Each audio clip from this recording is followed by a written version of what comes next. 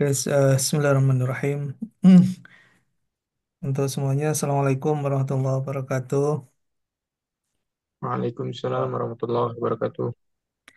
Alhamdulillah, wa syukurillah, salatu wassalamu ala rasulillah wa ala alihi wa sahbihi wa man walah. La hawla wa la quwata illa billah. Rabbi israh li sadri wa yassir li amri.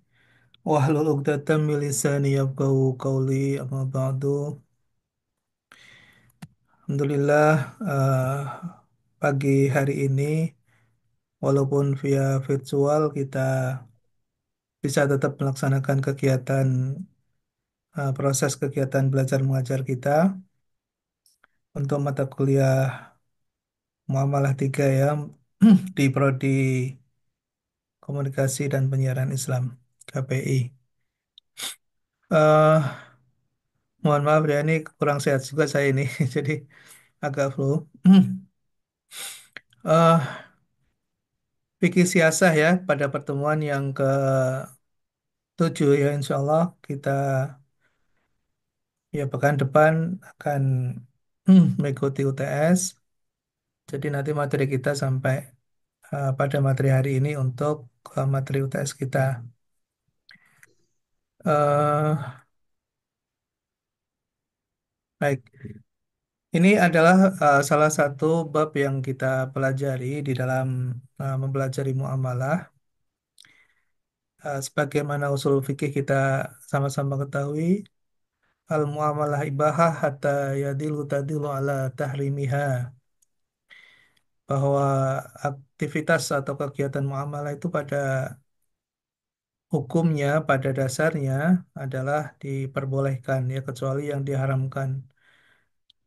Dalam Islam itu mengajarkan tentang etika, tentang adab, gitu ya, tentang bagaimana melindungi hak-hak orang lain, bagaimana menjaga dan melindungi hak kita juga, hak pribadi. Begitu juga mengatur bagaimana yang mampu bisa mendistribusikan asetnya kepada mereka yang memiliki hak, fakir miskin, duafa, dan semua mustadafin dan para agniya juga memiliki kewajiban-kewajiban. Ya, ketika mereka mampu, maka ada kewajiban yang mengikutinya. Ketika pun mereka berada dalam kondisi kesulitan, baik secara ekonomi maupun secara fisik, juga memiliki hak. Bagaimana Islam mengatur untuk bisa menjaga keberlangsungan hidup manusia dan alam semesta. Makanya kemudian di dalam pengaturan untuk menjaga keberlangsungan, keamanan, gitu ya, dan kestabilan, keseimbangan, keadilan, semua di dalam Islam diberikan jalan ya untuk menegakkannya. Nah, kesempatan kita pagi hari ini akan membahas tentang siasah ya, siasah. Siasah ini kalau mungkin dalam arti yang sempit bisa kita terjemahkan sebagai eh, semacam politik ya, atau strategi. Nah, ilmu yang membahas tentang hukum, peraturan, kebijakan yang dibuat oleh pemegang kekuasaan sesuai syariat Islam untuk kemaslahatan umat. Dalam konteks eh, kekinian, yang dimaksud dengan pemegang kekuasaan ini semua level ya. Jadi mulai level pemerintahan negara, ya, level dalam suatu ormas atau dalam suatu perkumpulan atau dalam suatu organisasi, atau bisa juga dikontekstualisasi dalam rumah tangga misalnya ya, dalam suatu organisasi yang terkecil yaitu rumah tangga. Ada pengaturan agar ada keadilan di dalamnya, ada keseimbangan, ada keberlanjutan, ada pelindungan terhadap hak-hak manusia. maupun hak-hak makhluk hidup lainnya. Jadi itu diatur di dalam Islam. Nah, kita mungkin juga tidak akan begitu sangat dalam, tapi minimal kita mendapatkan suatu gambaran bahwa dalam Islam konteks hubungan antara manusia dengan Tuhannya diatur secara khusus, hubungan antara manusia dengan manusia lain juga diatur ya dalam kegiatan muamalah dan pada topik kita kali ini kita akan membahas tentang bagaimana Islam mengatur dalam kekuasaan ya dalam kekuasaan mereka yang diberikan kewenangan, otoritas, diberikan tanggung jawab untuk menjalankan amanah dari orang lain, dari rakyatnya bisa menjaga amanah itu sesuai dengan hukum dan syariah Islam. Dalam fikih siasat tentunya ada suatu urgensi ya. Urgensinya di mana yaitu mengatur hubungan. Ini yang lebih khusus ya, yaitu antara pemerintah dengan rakyatnya dalam konteks pemerintahan ya, dan mewujudkan keadilan, kesejahteraan dan kemaslahatan bersama menjadi pedoman etika dalam politik dan kekuasaan dalam Islam. Mungkin juga ada perdebatan, ini kan bukan pemerintahan Islam misalnya. Lalu bagaimana dengan kedudukan fikih siasa ini? Apakah masih aplikatif ya, masih acceptable, masih bisa diterapkan. Ya, tentunya sebagai individu Muslim kita memiliki tanggung jawab ya, dimanapun dengan kapasitas apapun dan status apapun, ketika ketika kita diberikan amanah kekuasaan maka kita memiliki suatu misi, suatu tanggung jawab apa yang seharusnya kita lakukan. Nah, di dalam mempelajari fikih siasa inilah kita diajarkan agar kita bisa menempatkan diri dan menjalankan amanah itu ya sesuai dengan hukum syariah. Walaupun di dalam kenegaraan dan pemerintahan sudah ada peraturan, sudah ada perundangan, namun demikian secara esensial, secara substansial kita memegang dan memikul amanah sebagai seorang muslim yang memiliki aturan dan merujuk segala aturan itu kepada Al-Quran, Al-Hadis, Ijma, Qiyas. Jadi eh, disitulah kita mungkin yang akan membedakan antara seorang muslim yang um, diberikan amanah kekuasaan dengan mereka mungkin yang tidak memiliki nilai, value, etik, adab, akhlak ya di dalam ajaran agamanya. Walaupun kita juga tahu bahwa semua agama mengajarkan kebaikan ya, semua agama mengajarkan tentang bagaimana mereka memperlakukan diri dan orang lain dan sekitarnya dan alam sekitarnya. Namun dalam ajaran Islam begitu sangat sempurna mengatur secara detail. Walaupun tantangan di lapangan tidak mudah ya kita melihat eh, bahwa dalam pelaksanaan kehidupan menghadapi suatu tantangan yang luar biasa apalagi dengan kondisi semakin uh, modern, kemudian juga sarana prasarana dan pola kehidupan yang semakin kompleks. Tentunya kita menghadapi tantangan yang makin berat, namun justru itulah kita ada dalam sebuah ujian ya, di mana kita ingin tetap konsisten dan komitmen terhadap ajaran kita, dan di satu sisi kita menghadapi suatu kenyataan di lapangan yang uh, terkadang bertolak belakang ya dari kondisi ideal yang diimpikan. Nah, saudara sekalian, tentunya ketika kita mempelajari tentang fikih ataupun ajaran tentang akhlak, kita ada tujuan ya. Tujuannya apa? Tujuannya membimbing manusia menuju kemaslahatan, menjauhkan dari kemadaratan dan mewujudkan sistem politik yang adil dan maslahat. Ini saya kira pada dasar-dasar yang kita acu untuk menjadikan pelajaran bab tentang siasah ini bisa membantu kita dan lingkungan serta masyarakat pada umumnya agar terbimbing untuk terus eh, menuju kepada kebaikan, kepada maslahatan, dan menghindari adanya kemudaratan, kebatilan, dan bisa mewujudkan sistem politik yang adil dan bermanfaat bagi semua orang dan alam semesta dan lingkungan. Nah, saudara sekalian, objek kajian fikih siasah pada umumnya mempelajari tentang peraturan dan perundangan negara.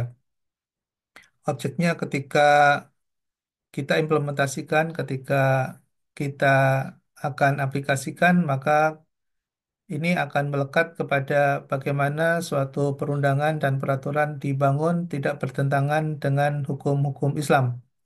Jadi walaupun Indonesia dengan berdasar Pancasila dan kita memiliki Undang-Undang Dasar 1945, ketika kemudian turunan dalam perundangan, sistem perundangan yang lain dan peraturan yang dibangun di level kepresidenan atau pemerintahan sampai ke kabinet yaitu parlemen dan juga eh, kementerian dan kelembagaan yang mengatur tata kelola dan tata pemerintahan kita, tata pamong pemerintahan kita ketika kemudian individu-individu Muslim yang berada di dalamnya tidak memahami tentang bagaimana untuk terus berorientasi pada hukum-hukum syariah, maka tentunya akan menjadi barriers, constraint, dan sekaligus juga uh, manusia yang mungkin di dalamnya rakyat ya, masyarakat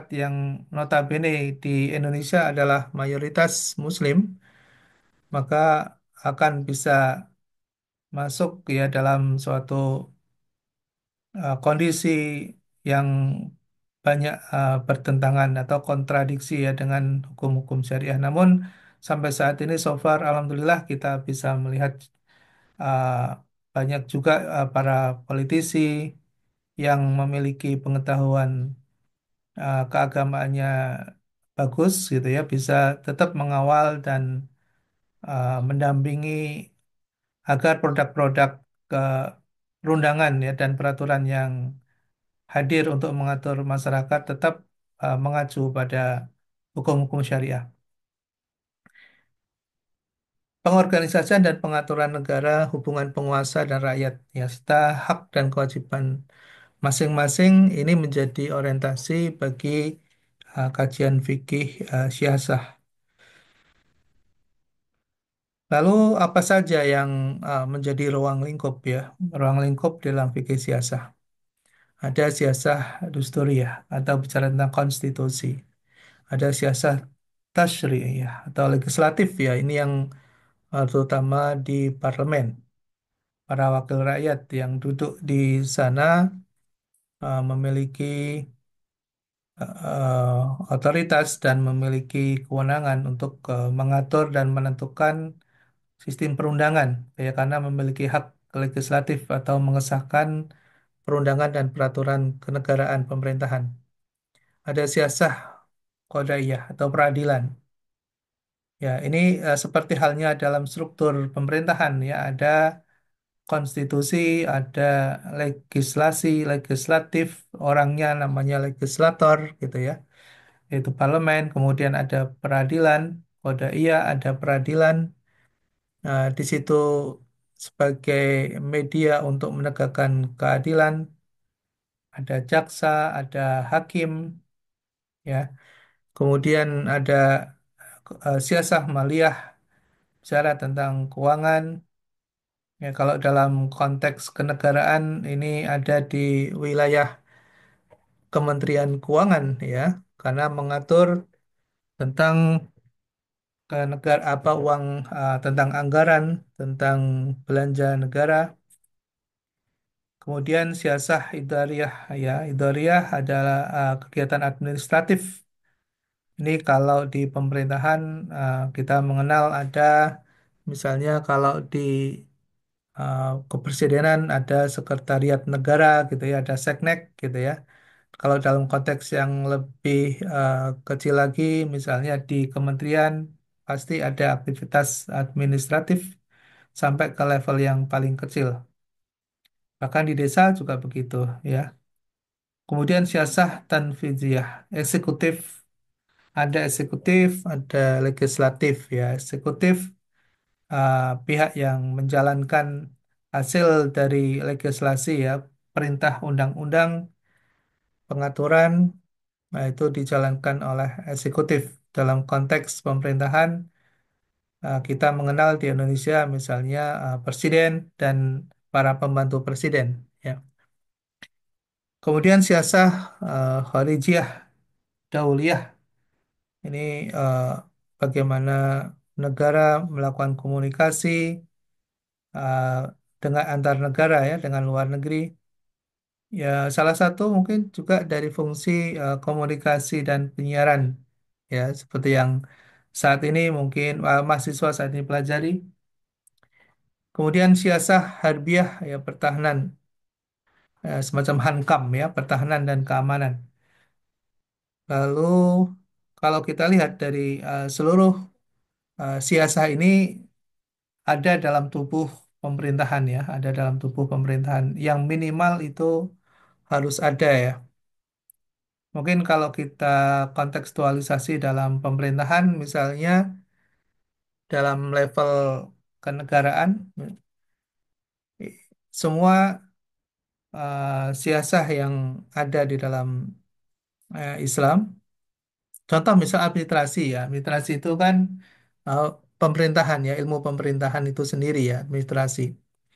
Misalnya ada pemerintahan dalam negeri ya yang mengatur secara administratif dari tingkat pusat sampai ke level desa gitu ya. Ada uh, pemerintahan dalam negeri. Hampir di semua negara pemerintahan memiliki unsur-unsur ini ya. Semua pemerintahan memiliki unsur-unsur ini. Jadi ada konstitusi, ada legislatif, ada peradilan, ada keuangan, administrasi, eksekutif, luar negeri dan hankam. Ya ini syarat minimum ya yang mesti dimiliki oleh unsur-unsur yang mesti dimiliki oleh suatu pemerintahan. Nah, sumber dari hukum siasa itu sendiri kita tadi sudah hampir semua kegiatan muamalah merujuk kepada Al-Quran, Al-Hadis, As-Sunnah ya, ijma, qiyas, eh, dan ada prinsip maslahah wal mursalah, kemaslahatan untuk masyarakat yang sebagai suatu pertimbangan pada saat pengambilan suatu kebijakan ketika rujukan ke prinsip utama misalnya tidak ditemukan maka akan kembali kepada prinsip maslahah wal mursalah. Nah, prinsip-prinsip dalam fikih siasah antara lain adalah syura ya musyawarah. Musyawarah menjadi unsur penting di dalam proses pengambilan kebijakan dan keputusan di dalam pemerintahan Islam yang kemudian diadopsi oleh negara kita ya sebagai salah satu unsur dalam proses pengambilan kebijakan yaitu musyawarah. Ya di dalam Pancasila ada di dalam sila, ya masuk di dalam sila. Sila yang keberapa ini musyawarah? Ada yang tahu? Altaf, Altaf, Altaf masih menyimak nggak Altaf Sari Aji? Masih, Pak. Ah, masih. Sila berapa Mas? Syura Mas, musyawarah. Musyawarah empat ya. Empat Empat. kalau nggak salah, Pak. Empat ya. Masih ingat Iya, bunyi Pancasila, sila yang keempat Pancasila. musyawarah yang adil. yang musyawarah adil dan beradab itu kelima. Nah, musyawarah. Musyawarah yang adil dan beradab. Ya, kelima itu yang kedua itu ya ada keadilan ya. Ada keadilan itu sila. Keadilan sosial. Oke, kalau keadilan sila berapa keadilan? Keadilan sosial bagi seluruh rakyat Indonesia. Oke, keadilan sosial bagi seluruh masyarakat Indonesia itu sila keberapa? Terakhir ya, Pak. Terakhir. Sila berapa terakhir itu, Kalintang? Kelima ya, Pak. Oke, good, good. Kalau kebebasan di dalam Pancasila diserap di sila keberapa kebebasan?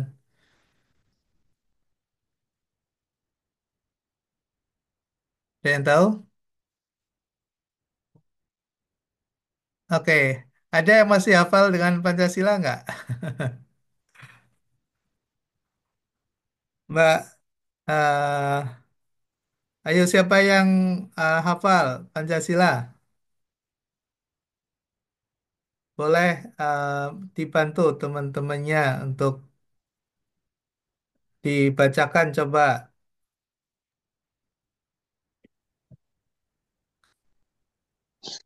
Saya kalau berurutan apal, Pak. Kalau berurutan apal. Boleh diurutkan Bisa Pak, coba. bisa Pak. Ya, boleh. Sekarang gantian Mas Ahmad Nazif sekarang. Coba dibaca Pancasila satu. Boleh dibaca coba? Nggak apa-apa. Kita uh, mengingat aja itu. Satu, ketuhanan yang Maha Esa. Oke. Dua.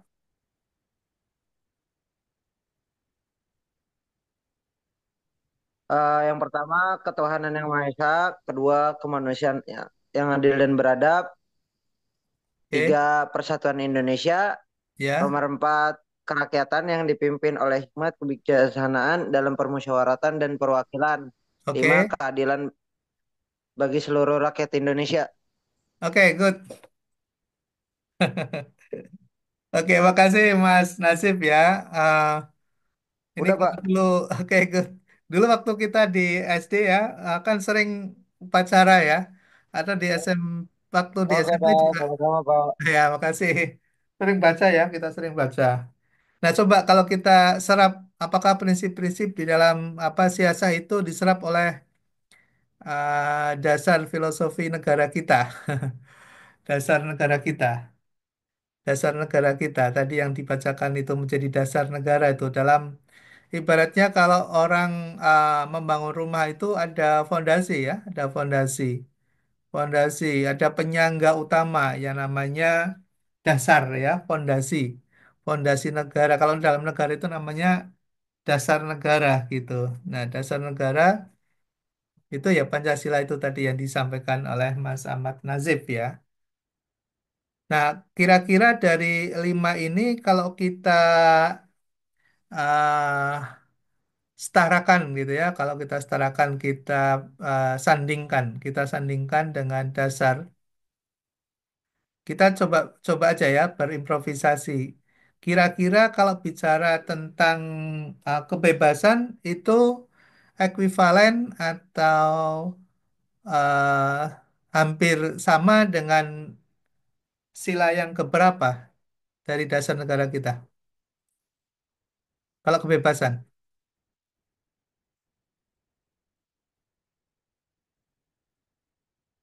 kan kita konon katanya membela perjuangan rakyat Palestina ya, Palestina. Gitu. Dasarnya apa? Dari dasar negara kita ketika kita membela mereka yang terjajah, ya, mendukung mereka yang terjajah untuk kemudian bisa merdeka, gitu ya, untuk bisa merdeka. Jadi ketika kita melakukan suatu pembelaan atau suatu tindakan itu kan harus ada dasarnya. Nah, dasar bagi negara kita untuk membela negara lain yang terjajah agar mereka bisa merdeka, itu kalau kita kembali ke dalam dasar Pancasila, kira-kira sesuai dengan sila yang keberapa kira-kira? Ada yang bisa punya pendapat? Silakan. Mas Ilham, ada Mas Ilham di sini?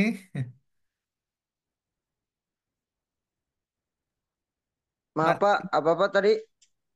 ya, kita kita konon katanya, Tadi pertanyaannya apa Pak? ya, pertanyaannya, kita kan ikut membela ya, mendukung rakyat Palestina untuk merdeka, betul?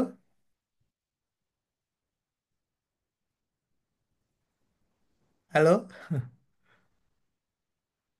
Eh, apa Betul sinyalnya? Pak. Betul, Pak. Betul, Bapak. Betul. Betul, Alhamdulillah. Sinyal saya kurang Iya bagus Pak, ya? betul Pak.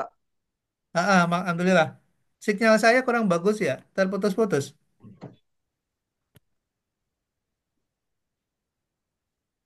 Masih bisa terdengar Bagus nih? Pak, kedengar Pak.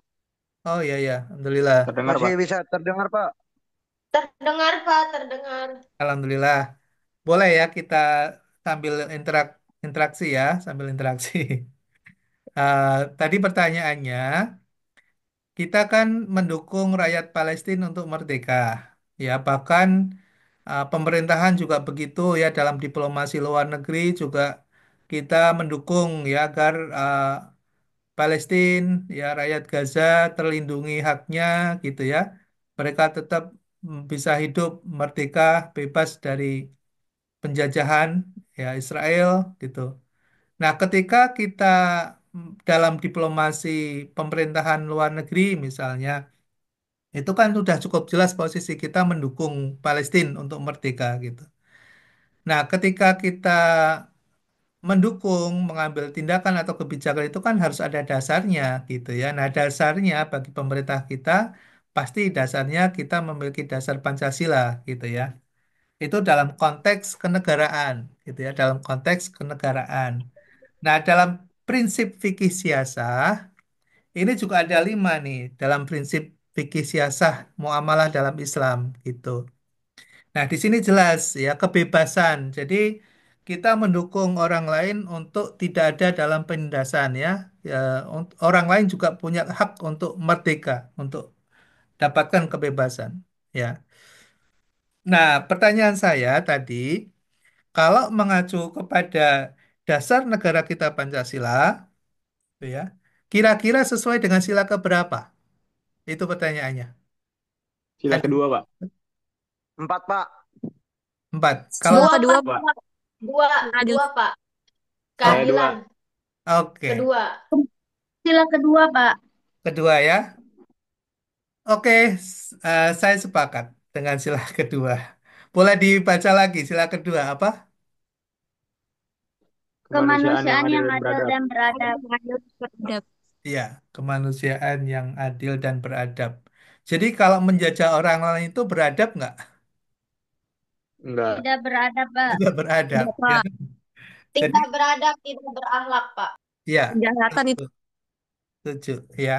Tidak beradab, tidak berakhlak, ya. Jadi bertentangan dengan dasar itu, makanya kenapa pemerintah kita ketika ada negara lain ada dalam penjajahan, kita ikut serta, turut aktif, ya. Makanya dalam prinsip luar negeri kita adalah bebas aktif, gitu ya.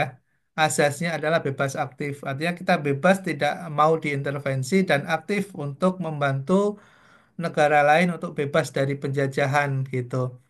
Nah, itu prinsip ya, prinsip dalam kenegaraan kita yaitu Pancasila. Nah, kita juga tahu bahwa lahirnya Pancasila itu hampir 90% lebih itu diinspirasi oleh para negarawan yang memiliki dasar keagamaan yang baik ya, yang memahami tentang prinsip-prinsip dalam siasah ya, dalam fikih siasah. Alhamdulillah kita bisa bersyukur ya, kita bersyukur bahwa para founding fathers kita mereka sebagai para politisi tapi juga memiliki dasar pengetahuan keagamaan yang baik ya. Nah, kita harapkan ya generasi mendatang termasuk kita dan kalian semua mahasiswa yang memiliki kesempatan untuk bisa berkiprah lebih banyak dan masih panjang. Nah, hal-hal prinsip seperti ini kita perlu pahami gitu ya. Jadikan sebagai dasar gitu untuk memiliki suatu sikap, pandangan dan kebijakan ya di dalam mengambil suatu keputusan di mana dimanapun ya kita berada. Apakah nanti kalian ada yang berkesempatan untuk menjadi wakil rakyat misalnya, insya Allah ya, amin. Ada yang mungkin berkesempatan untuk masuk ke dalam struktur pemerintahan, yang punya kesempatan untuk mengambil kebijakan, itu prinsip-prinsip ini tidak boleh ditinggalkan gitu. Jadi prinsip musyawarah, prinsip keadilan, kebebasan, kesetaraan, dan amanah serta tanggung jawab itu melekat ya di dalam uh, pikiran kita dan tindakan kita. Ya, oke. Nah, kita lanjutkan.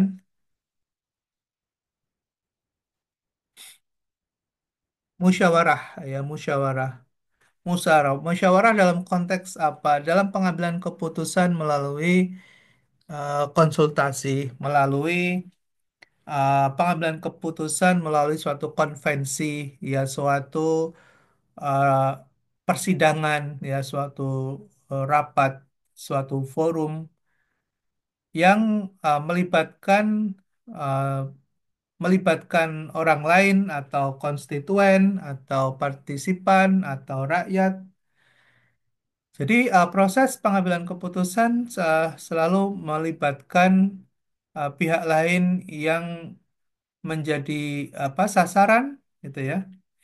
Nah, itu selalu menjadi apa prinsip ya di dalam musyawarah. Jadi misalnya suatu saat kalian diberikan amanah dan kepercayaan untuk menjadi wakil rakyat misalnya, wakil rakyat itu di kita di negara kita ada yang namanya DPR ya, Dewan Perwakilan Rakyat atau di daerah ada namanya Dewan Perwakilan Rakyat Daerah. Atau dalam konteks yang lebih kecil misalnya di tingkat RT atau desa misalnya. Nah, ketika kalian diberikan amanah itu berarti kan ada yang diwakili ya. Nah, Anda mewakili gitu ya ketika Anda menjadi seorang pimpinan yang menjadi anggota bagian dari suatu komite, dari suatu lembaga yang di dalamnya itu di belakang Anda itu ada mereka yang terwakili, maka maka, ketika kita mengambil kebijakan dan suatu keputusan itu bukan karena keinginan kita pribadi, bukan, ya. Itulah prinsip adanya amanah tadi, tanggung jawab dan amanah tadi. Yang kita suarakan, yang kita ambil, yang kita putuskan itu mewakili sekian orang, sekian puluh orang, sekian ratus orang, sekian ribu orang, sekian bahkan berjuta orang ya kalau kita di level nasional itu ya. Jadi tidak tidak mudah dan harus hati-hati gitu ya. Dan yang menjadi prinsip adalah kita harus bisa menampung aspirasi mereka itu gitu. Nah, disitulah uh, prinsip dari apa suatu musyawarah dasarnya adalah amanah dan tanggung jawab, kemudian berpikir tentang keadilan, kesetaraan, gitu ya.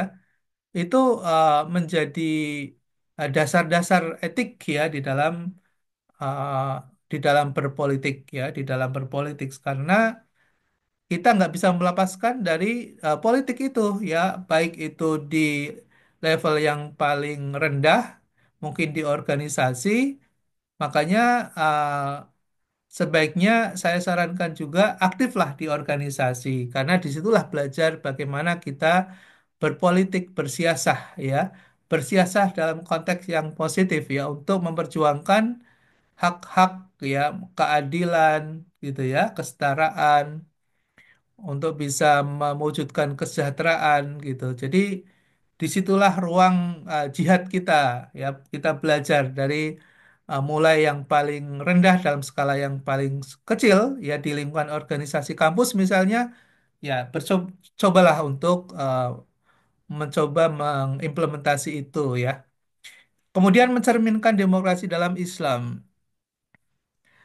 Ya, kita bisa mengacu ke surat Asy-Syura ya ayat 38.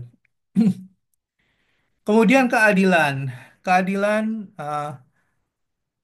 ini menjadi salah satu prinsip ya di dalam siasah ya keadilan tadi. Apa yang dimaksud ini? Ada 3 poin penting yaitu setiap warga negara memiliki hak yang sama.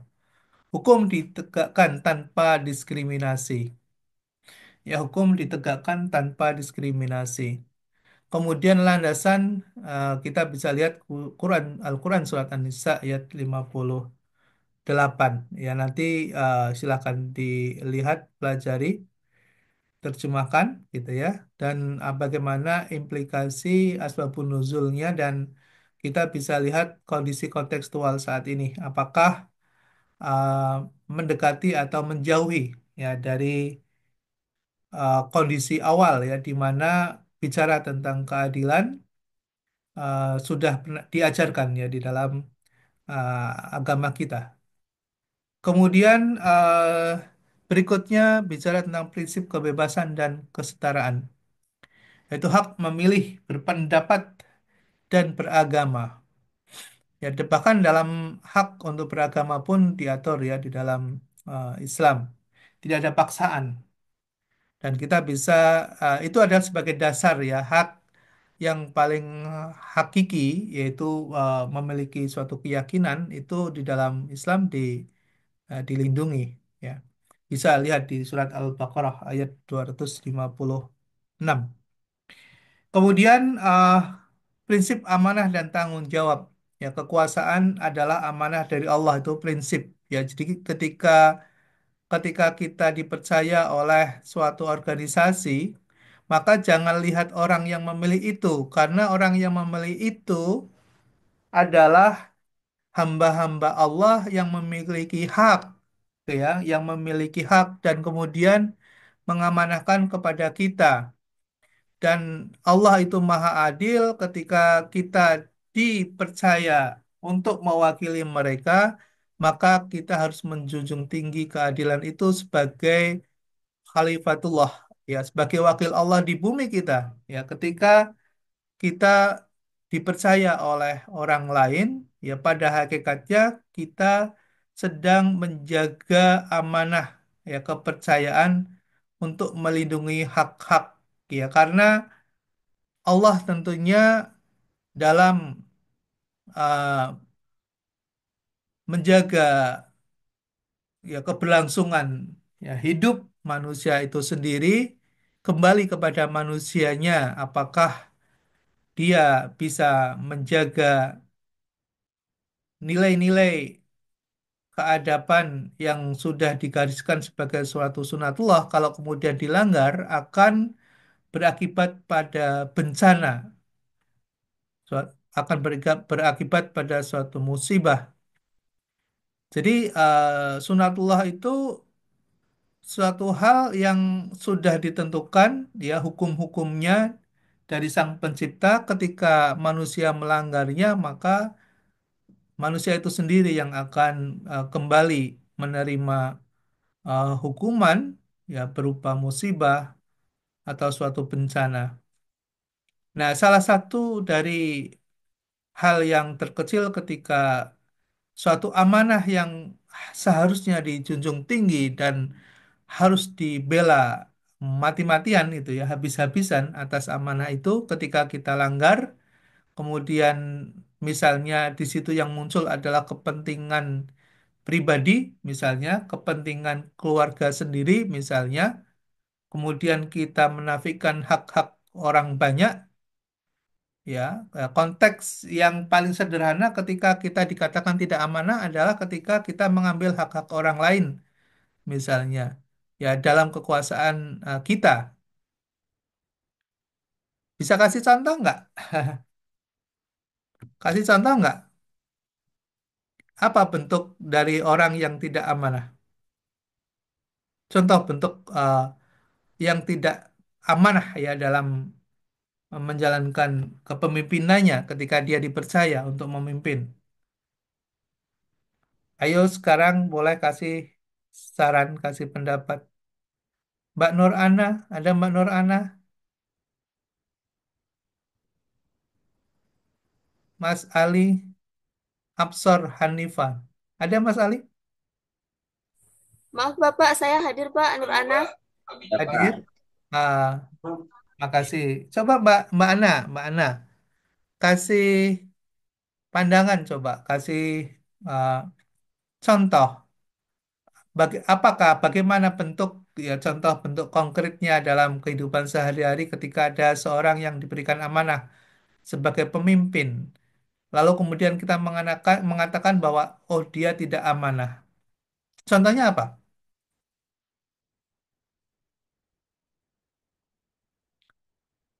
Contohnya kegiatan apa? Tindakan apa yang kemudian kita bisa mengatakan orang itu tidak amanah gitu misalnya. Eh, Contohnya seperti dia tidak menepati janjinya, gitu. Oke, tidak menepati janjinya. Good. Ketika Misalnya apa? misalkan, Misalnya ya, misalnya. misalkan seorang pemimpin nih, Heeh. dia itu eh, membuat kebijakan gitu. Nah, Hmm. eh, jadi dalam misalkan dia bawa kebijakan Pak, terus kemudian tapi yang diimplementasikan itu tidak sesuai dengan apa yang telah disampaikan gitu. Oke, kebijakan apa nih contohnya? Contohnya apa? Contoh real aja yang kita amati gitu, yang kita mungkin pernah lihat gitu. Contohnya apa?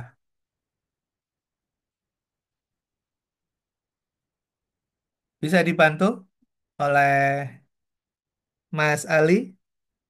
Mbak Nur tadi udah mencoba menjawab, bagus ya, bagus sekali. Coba dibantu contoh. Boleh di ini Pak. Tadi kurang terus saya kurang nangkep Pak gimana maksud dari pertanyaannya Pak. Ya, kalau tadi sempat menyimak ya diskusi kita, jadi sekarang kita sedang membahas slide nomor 12 ini tentang amanah dan tanggung jawab. Nah, dalam contoh konkret ya di masyarakat ada seorang pemimpin yang diberikan kepercayaan, misalnya memimpin suatu lembaga atau memimpin suatu pemerintahan misalnya. Lalu kemudian kita mengatakan orang itu tidak amanah gitu. Nah, contoh tindakan tidak amanah itu seperti apa? Tadi dijawab oleh Mbak Ana. Contohnya misalnya dia berjanji, misalnya kalau dia seorang anggota dewan, misalnya pas lagi promosi, pas lagi dia mencari masa kampanye gitu, dia janji A, B, C, D begitu ya. Tapi ketika dia dipilih oleh rakyat, lalu kemudian ternyata kebijakannya justru berseberangan gitu ya, tidak sesuai dengan janjinya misalnya. Nah, itu contoh dari Mbak Ana. Nah, sekarang Mas Ali diminta untuk kasih contoh konkretnya seperti apa tindakan tidak amanah. Mungkin kalau yang dari tadi pendapat Nur Ana ya untuk contoh saya sebenarnya tidak terlalu jauh ya Pak dari contoh pemimpin kita yang seharusnya menjalankan undang-undang atau tugas yang diberikan oleh negara untuk mewakili rakyat. eh, Tindakan yang apa mampu kita bilang itu sebagai tindakan yang kurang amanah seperti menggunakan kekuasaan atau jabatannya untuk kepentingan pribadi Pak seperti eh, banyak kita lihat sekarang pejabat-pejabat yang mana menggunakan kekuasaannya untuk kepentingan pribadi supaya memperkaya diri mereka sendiri, eh, kemudian mengorbankan kepentingan rakyat begitu Pak demi apa yang mereka inginkan seperti itu mungkin bagi saya pendapat saya seperti itu Pak. Oke, bagus banget ya, bagus banget. Oke, good, Mas. Makasih, makasih banyak ya. Ah, Tindakan itu yang sekarang populer apa? Ayo, tindakan mencurangi, ya. Tindakan menguntungkan diri sendiri, gitu ya. Yang sangat populer sekarang apa? Namanya apa? Ada yang tahu? Korupsi ya, Korupsi. Pak. Ya, Korupsi, good, Pak. good. Korupsi bensin, Pak. Pertamina. Korupsi bensin. Pindah jadinya sel, Pak. Pindah ke sel. Nyesel ya, begitulah orang-orang yang tidak memiliki adab, tidak memiliki etika, tidak tahu tentang hukum, ya mereka bisa aja melakukan hal itu tanpa diketahui oleh oleh rakyat, oleh mereka yang memilih gitu ya.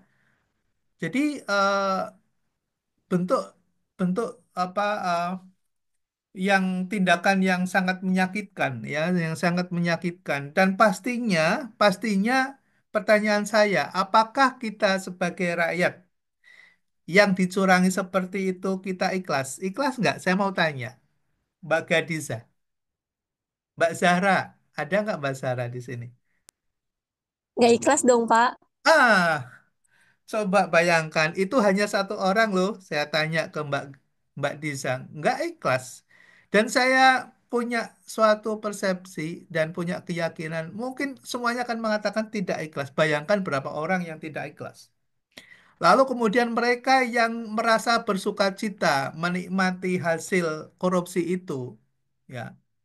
Mereka katanya konon ketika ditangkap sedang berhappy-happy di Bali, ya. Ada yang kemudian sedang berada di Makau. Jadi mereka gunakan eh, segala kemewahan hasil korupsi itu untuk kesenangan, iya, kesenangan mereka yang sangat menyakitkan. Jadi eh, bagi kita sangat menyakitkan, ya. Nah, mereka nggak paham itu, ya, bahwa mereka diberikan amanah itu, ya, adalah suatu amanah yang akan dipertanggungjawabkan tidak hanya kepada manusia, tapi juga kepada Tuhannya yang menciptakannya. Nah, apakah mereka tidak tahu atau kalau kita mungkin uh, dalam belajar tentang filsafat Islam misalnya, hal itu tentunya tidak muncul tiba-tiba ya. Makanya kan Imam Al-Ghazali, uh, beliau kalau kita baca ya di dalam salah satu kitabnya dan menjadi ajaran ya ketika ditanya oleh seorang muridnya Al-Ghazali, uh, bagaimana sebetulnya uh, cahaya atau petunjuk atau hidayah Allah itu, katanya di mana bisa kita melihat bahwa kita mendapatkan hidayah atau cahaya itu, gitu. Nah, Imam Ghazali mengatakan cahaya itu adanya di dalam hati, nggak jauh-jauh dari kita, gitu. Adanya di dalam hati dan hati itu seperti cermin, katanya, seperti cermin. Artinya apa? Ketika kita ingin tahu tentang diri kita, kita bisa lihat saja di cermin itu kita seperti apa. Mungkin yang ada jerawatnya gitu ya. Kelihatan tuh di situ. Kita mungkin paling bisa memegang-megang nih kalau jerawat kan di dalam apa wajah kita yang paling dekat. Itu nggak bisa kita lihat gitu ya. Yang mungkin adanya di belakang apa di sebelah hidung kita nggak bisa kita lihat gitu. Baru kita bisa lihat kalau kita bercermin, oh ternyata ini begini gitu ya. Ternyata ada jerawat gitu ya. Nah, sama dengan perbuatan kita ketika itu bertentangan dengan hukum-hukum Allah, sebetulnya hati kita akan mengatakan tidak.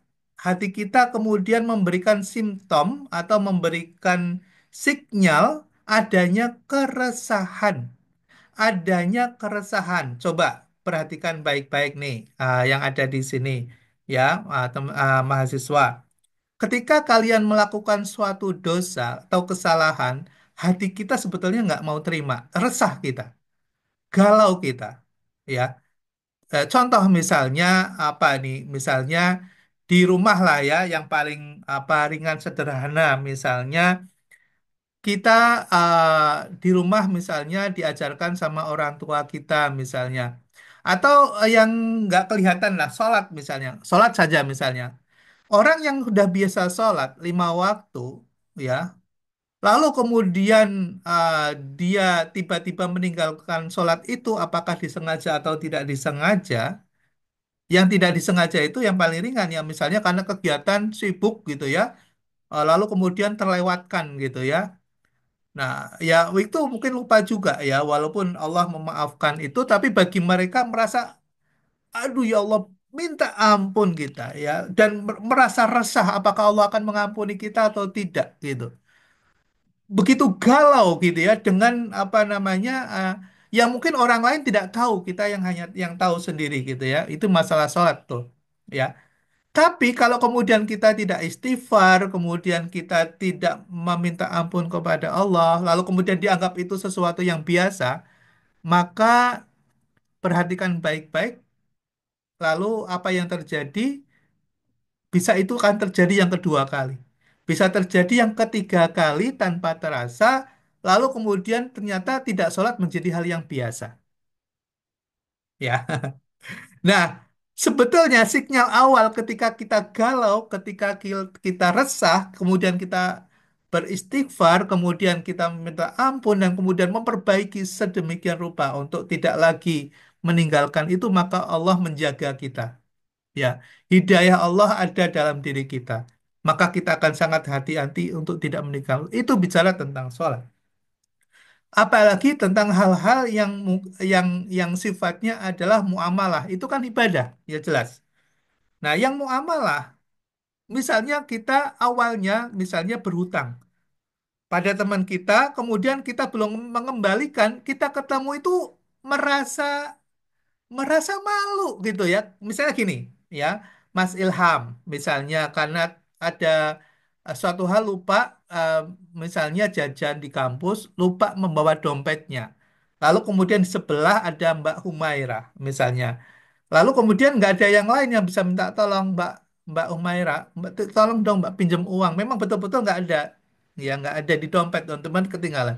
Mungkin akan dipinjamin tuh, ya, berapa nih? 50.000 misalnya. Ya. Nah, ketika belum mengembalikan, Mas Ilham itu resah, malu kalau ketemu Mbak Humaira. Halo, Mas Ilham, ada nggak, Mas Ilham? Mas Ilham, halo. Halo Pak, ya ada Pak. Alhamdulillah. Mas Ilham, pernah hutang Alhamdulillah. nggak, Mas? Pernah hutang nggak? Pernah Pak? Oke. Udah dikembalikan belum hutangnya? Alhamdulillah sudah Pak. Alhamdulillah, sudah. Tapi saya ingin tanya aja gitu. Eh, siapa? Makan-makan kita sarapan di sini ya. Ya, ketika belum mengembalikan, ada perasaan sesuatu nggak di hati? Ada Pak. Ada ya? Ada rasa yang kurang gitu Pak. Ada yang kurang. Itu adalah Iya hidayah, Pak. Mas. Ya, itu adalah hidayah. Eh, Nah, apalagi ketemu kemudian kita merasa malu, itu sebetulnya perasaan malu itu adalah hidayah Allah. Nah, untuk apa? Untuk segera menyegerakan menyelesaikannya. Jadi tunda dulu yang lain. Misalnya ingin beli pulsa, kalau belum pulsanya nanti dulu gitu. Selesaikan dulu hutangnya, yang itu adalah wajib. Yang beli pulsa itu sebetulnya mubah gitu. Ya nanti dulu, prioritaskan yang wajib dulu, baru kemudian urutan yang berikutnya. Karena membayar hutang itu wajib. Dan, dan itu adalah hidayah ketika kita galau, kita resah. Selesaikan. Tapi percayalah, kalau kemudian kita tidak melakukan itu, ya tidak segera melakukan itu, maka kemudian itu bisa terlupakan. Lalu kemudian kita seperti tidak apa-apa, tidak ada perasaan apa-apa, gitu ya. Lalu kemudian kita menjadi biasa, lalu hutang lagi ke sana lagi, kemari, hutang ke sana kemari lagi, hutang lagi, gitu. Maka itu menjadi suatu kebiasaan. Ya, itu menjadi kebiasaan. Maka yang muncul adalah seorang pribadi yang seperti itu ketika dia memiliki kewajiban, tidak lagi ada perasaan khawatir, tidak ada takut, tidak ada resah.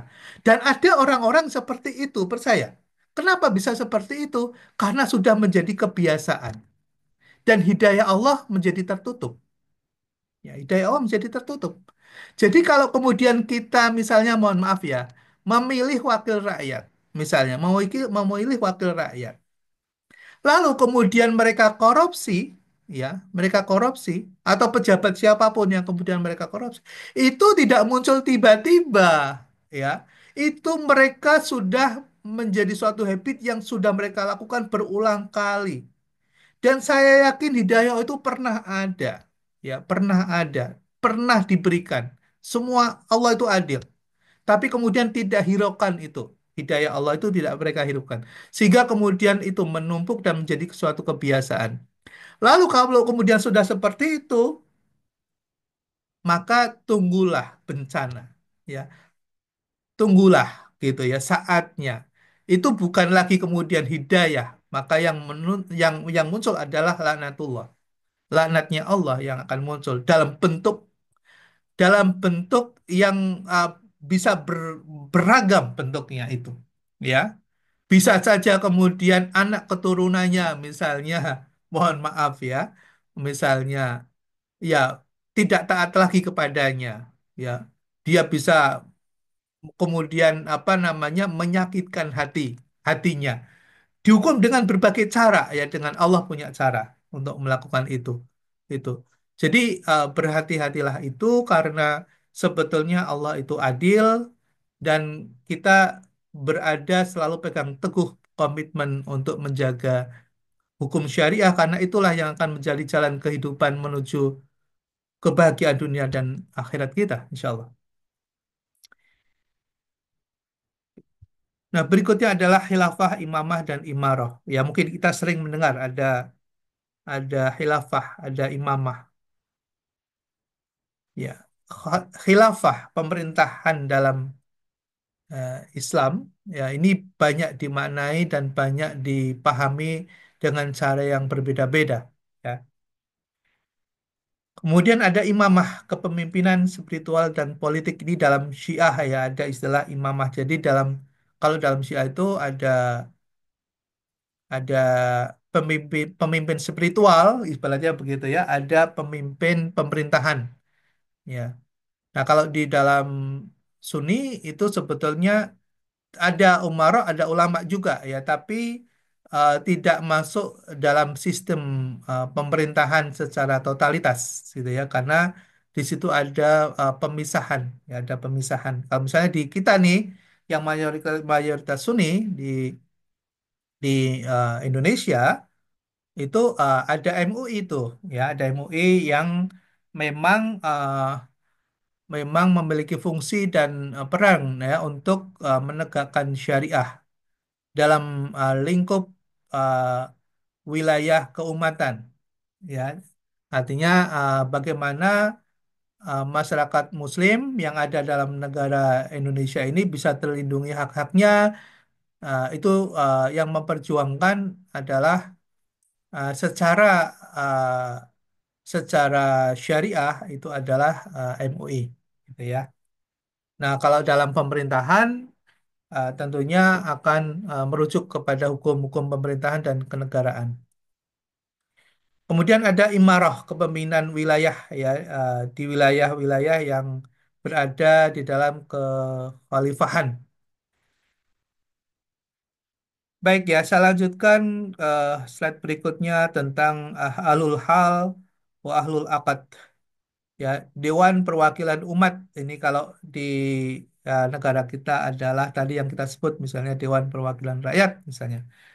Nah, itu bisa menjadi penengah antara penguasa eksekutif dengan rakyatnya, ya, karena itulah suara em, yang mestinya diwakili oleh mereka yang duduk di eh, dewan, gitu ya.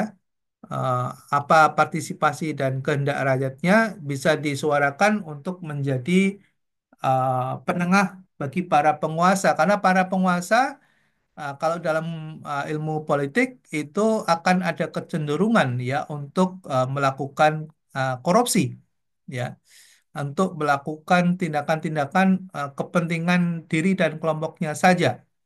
Maka disitulah ada perwakilan rakyat yang mestinya menjaga keseimbangan mereka antara kekuasaan di dalam pemerintahan ya, yang mereka mengapa disebut dengan penguasa, mengapa disebut dengan pemerintahan, karena mereka pada hakikatnya menjalankan fungsi-fungsi keadministrasian dan fungsi-fungsi kebijakan. Kebijakan itu lahir dari Legislator, legislator itu adalah perwakilan rakyat, gitu ya. Artinya apa yang dikehendaki oleh rakyat itulah yang seharusnya menjadi produk-produk bagi legislator atau bagi Dewan Perwakilan Rakyat kita. Itu seharusnya begitu, ya, yang benar. Lalu kemudian yang menjalankan adalah pemerintah, ya, yang menjalankan adalah pemerintah. Jadi pemerintah itu adalah pelaksana undang-undang, pelaksana peraturan, pelaksana undang-undang. Gitu. Nah, namun ada kecenderungan karena pemerintahan yang kemudian kita sebut sebagai penguasa itu memiliki kewenangan, maka ada kecenderungan, ya, kekuasaan itu kemudian digunakan untuk kepentingan pribadinya, kepentingan keluarganya, kepentingan kelompoknya sendiri, bukan untuk kepentingan umat atau kepentingan rakyat secara keseluruhan. Nah, disitulah yang kemudian seharusnya anggota dewan itu yang menjadi wasit, yang menjadi eh, yang menjadi eh, yang menjadi pencegah, ya, yang menjadi penyeimbang, yang meluruskan, yang mengawasi. Karena disitulah mereka hadir dan ada itu karena tadi dipilih oleh rakyat kemudian mewakili suaranya itu untuk kepentingan rakyat, untuk agar kekuasaan tidak digunakan sewenang-wenang untuk kepentingan tertentu. Nah, itu hakikat sebenarnya di dalam prinsip ahlul hal wal akad. Ya, jadi ada akad, ada suatu kepercayaan yang diberikan, kemudian ada wilayah di mana suatu tindakan dan kebijakan itu dilakukan sesuai dengan amanah dan akadnya. Bentuk-bentuk pemerintahan di dalam Islam, ya, ada sebut dengan khilafah, ada imamah, ada imarah, ada modern. Kalau kita di Indonesia itu sebut dengan bentuk pemerintahan modern, ya, republik, ya. Jadi tidak mengacu kepada kehilafan, kehilafahan, tidak mengacu pada imamah, tidak mengacu. eh, nah, yang ada adalah pemerintahan modern, gitu ya. Namun prinsip-prinsipnya itulah yang perlu kita perjuangkan sebagai seorang Muslim. Ya, seorang Muslim memiliki etika, memiliki visi, memiliki misi, ya, dan kita memiliki prinsip.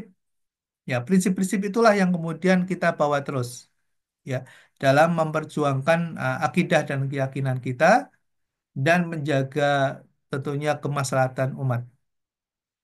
Berikutnya adalah kaidah-kaidah siasah, kekuasaan adalah amanah, tadi sudah ya, berorientasi pada kemaslahatan, pemimpin wajib bermusyawarah, hukum politik berkembang sesuai kebutuhan zaman. Ya, nanti kaidah-kaidah fikihnya bisa diperdalam dalam materi tersendiri. Saya lanjutkan, fikih siasat dan komunikasi penyiaran. Nah, ini saya kaitkan dengan yang saat ini sedang dipelajari ya oleh mahasiswa di KPI. Ya, jadi penyiaran itu bagian dari komunikasi publik.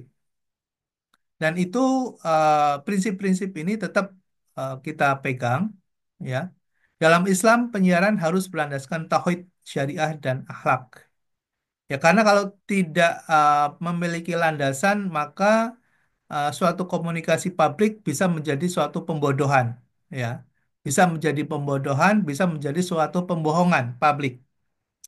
Jadi landasan dari penyiaran dan komunikasi itu didasari oleh suatu kebenaran, suatu fakta, data gitu. Jadi kalau tidak ada fakta dan tidak ada data, lalu kemudian kita menyampaikan itu, maka menjadi suatu kebohongan. Dan ketika itu terjadi, maka kita menjadi bagian dari suatu konspirasi kebohongan. Kalau kemudian itu terjadi, maka bersiaplah untuk menuju pada laknatullah. Ya, itu jadi eh, ini memiliki apa fungsi dan peran yang sangat esensial dan substansial dalam membangun masyarakat yang madani. Jadi fungsi dari teman-teman mahasiswa ini suatu saat ya sangat strategis sekali, ya sangat strategis sekali. menjaga keotentikan, validitas dan kemaslahatan informasi. Jadi boleh nggak misalnya melakukan penyiaran yang kemudian uh, padahal sesuatu misalnya tidak benar. Nah, dalam Islam kita sering mendapatkan suatu ajaran ya. Kalau ada suatu hal yang sebetulnya tidak benar, tapi kemudian bertujuan untuk suatu kebaikan yang lebih luas, ya, masalah hawa mursalah misalnya, maka itu bisa juga benarkan ya. Tapi kembali lagi pada konteks kemaslahatan, ya. Nah, mungkin perlu didalami lagi. Implementasi fikih syasah dalam penyiaran. Informasi harus benar, bermanfaat, dan tidak menimbulkan mudarat. Jadi harus hati-hati. Ya seperti eh, kasus di Jogja misalnya ya waktu ada konser itu ya seorang MC misal MC itu kan bagian dari penyiaran juga ya MC misalnya. Salah dia mengutip ya eh, bicara tentang apa at-taqrabuz zina gitu ya. Jangan mendekati zina gitu ya. Jangan mendekati zina lalu kemudian mungkin seloroh sadar atau tidak sadar misalnya. Nah, kalau didekati nggak boleh gitu ya. Tapi kalau dilakukan boleh. Nah, misalnya gitu ya. Jadi cuma didekati aja yang tidak boleh gitu. Jadi apa namanya? Mungkin apakah itu sengaja atau tidak sengaja, tapi hal itu tentunya akan berdampak negatif ya, berdampak negatif. Nah, hal-hal seperti itu bagi kita nih, terutama mahasiswa yang sedang belajar tentang komunikasi, tentang penyiaran begitu, ketika mengutip ya ayat perlu hati-hati. Ya. Jadi la taqrabu zina katanya begitu, lalu kemudian diterjemahkan ya kalau mendekati saja tidak boleh sih, tapi kalau dilakukan boleh itu. Jadi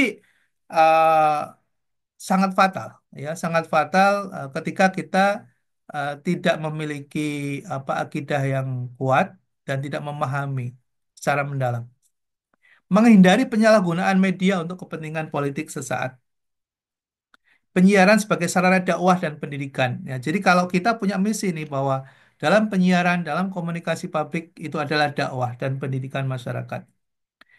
Nah, tantangan yang kita hadapi adalah terkait dengan globalisasi dan pluralitas. Ya, pluralitas. Karena beragam sekali di tengah-tengah masyarakat. Banyak agama, banyak keyakinan, banyak uh, apa perbedaan adat istiadat. Kita harus wise, ya, kita harus bijak. Perkembangan teknologi dan informasi, kemudian adaptasi terhadap prinsip-prinsip dalam sistem pemerintahan kontemporer. Terakhir adalah fikih siasah mengatur tata kelola negara dan masyarakat dalam Islam, yang menjadi pedoman etika, politik, kekuasaan, dan komunikasi publik. Relevan untuk membangun masyarakat yang adil, sejahtera, dan bermanfaat. Jadi kalau kita bermartabat, maksudnya kalau kita memahami siasah ini, prinsip-prinsipnya, maka akan membantu kita mengguidance agar perilaku kita dalam tata kehidupan kita, hubungan sosial kita, berelasi dengan masyarakat yang lain itu bisa tetap terjaga ketahuan kita, keimanan kita dan dalam rangka untuk jihad fisabilillah. Ya, insya Allah mudah-mudahan manfaat. Ya, mohon maaf kalau ada kekurangan. Sampai di sini dulu. Terima kasih atas atensinya.